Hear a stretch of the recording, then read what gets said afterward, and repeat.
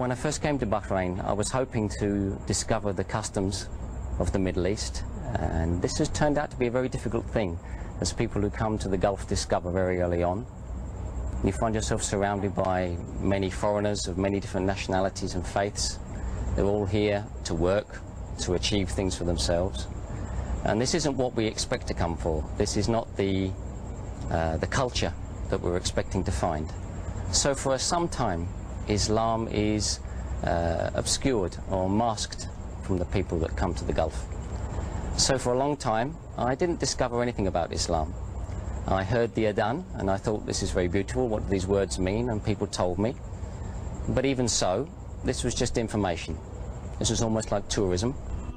It was in fact probably 10 years later, after I travelled from Bahrain to Sharjah to Dubai and then on to Turkey, where I discovered something different. That's not to say that Islam is better or greater in Turkey. Not at all. In fact, sadly, Islam is suppressed in Turkey in many ways. I discovered after my arrival in Turkey that there were some wonderful things to find out about that country.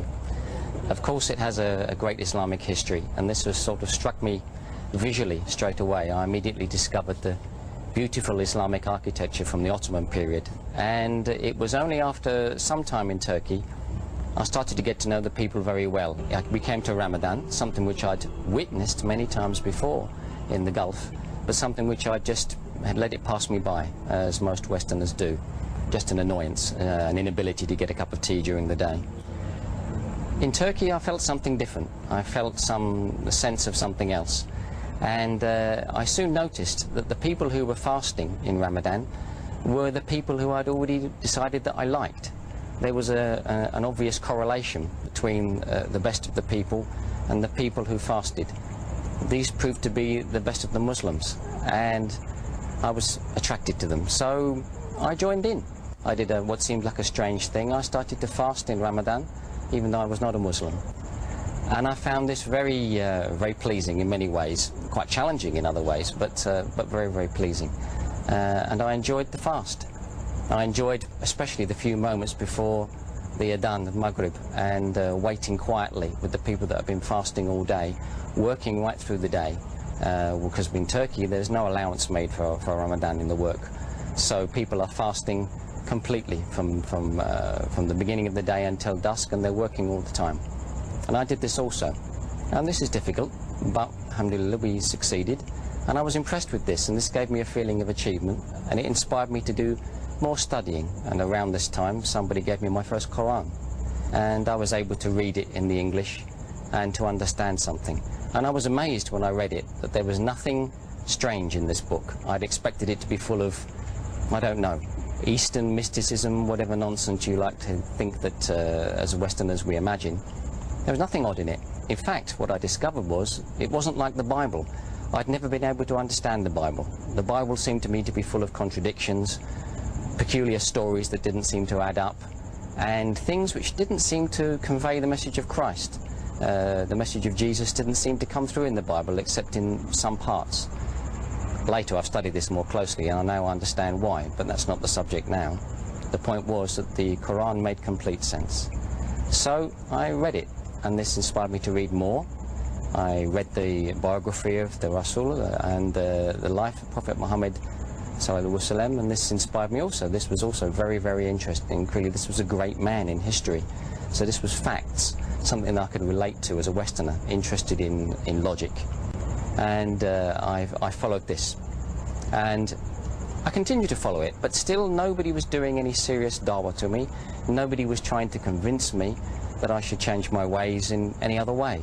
So I became, if you like, an abstract scholar of Islam. I could have taken a qualification in Islamic studies, but this is of no real value if you don't intend to do something with it. And sadly I didn't. After I returned from Turkey to Dubai, by Allah, I found myself working for some very excellent people, and the person who was my boss became one of my great friends and still is to this day. In the evening after work we would discuss, or maybe we'd go out for some dinner, maybe a little bit during the office also, and he would help me to study the right things and talk to the right people. answer some of my questions as best he could. But still he could see my objections were all to do with logic.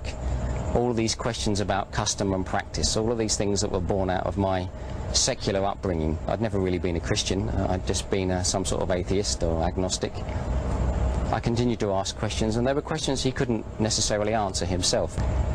Fortunately, after some time, I think it was maybe after at least a year, some men came into his orbit, some businessmen, some European Muslims, who were trying to start a great project. Their project, particularly at that time, was the wish, the great desire to reintroduce the Islamic gold dinar, so the currency of the Muslims.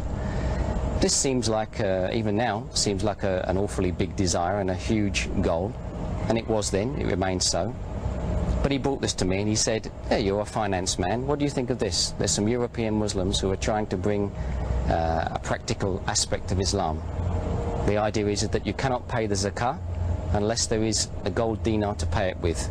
So you only have 4 pillars of Islam, and you must find the other one by some proper means."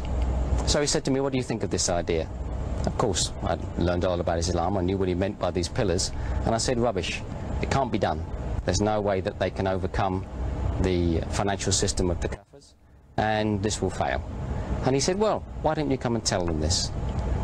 I think I was in a bad mood, and I said, "Yes, sure, I'll tell them." And so he took us out, and I met these men. They were Spanish and Germans, spoke English very well, very educated, very wise, great scholars. They'd reverted to Islam 10, 20 more years before, and their knowledge was very great. These men are still doing great dawah all over the world. So we discussed. We went to this restaurant, and we talked and we talked. We started with their dinner, and I asked my questions. And for the first time, I started to get answers that I couldn't challenge. They weren't just answering my questions from a religious point of view, but they were also answering from a point of view of logic and all the scientific sense that I thought I had, and I thought I had as my objections, and arguing these points of religion and philosophy. And at 1 o'clock in the morning, and it was a Wednesday night in the middle of the week, they said to me, "So, do you have any more questions?" And I said, "No, I don't. I've run out of questions." So they said, "Now what? You're going to embrace Islam?" What could I say? I could only say yes. So it was. They invited me to come to their house on the following Friday, 2 days later. I came to their house, we prepared, they gave me some last lessons, some last advice, things I needed to know about the Salah, about making wudu, ghusl. And we went to the Grand Mosque in Jumeirah, where I said my Shahada. And I immediately got 1,000 big brothers all hugging me and delighted. And I'd never seen so many happy faces, never. No birthday party, no Christian gathering, no any other sort of gathering. So many pleased people, and they're all pleased for me. So that's my story. I hope it doesn't bore you too much. I think I just have one thing I want to say. Those of you that are watching that were born Muslims, alhamdulillah, you were blessed. And I just hope that you treasure it and you treat it as you should, as a gift that you were given at birth, something very wonderful. If you're watching and you already are a Muslim, but you are a revert like me, then Mabruk, congratulations. Also, alhamdulillah, always alhamdulillah. I hope your story was something wonderful for you, whether it was a sudden discovery or a slow and tortuous argumentative path like mine. Whatever it was, I hope it brought you to the right place. If you're not a Muslim, then I have something else to say to you. That is, look at me now, some ugly old man, but I'm very happy. Happier than I've ever been, more satisfied than I've ever been. All the doubts and fears, all the desires and longing for the wrong things, material things, stupid things, things that just belong to this life, that no matter what I collected, after 70, 80, 90 years, if I'm lucky, I would have to give them all up. I've swapped that for something permanent. I'm not going to lecture you, if you don't want to listen to it, you don't have to listen. Just see what I have on my face.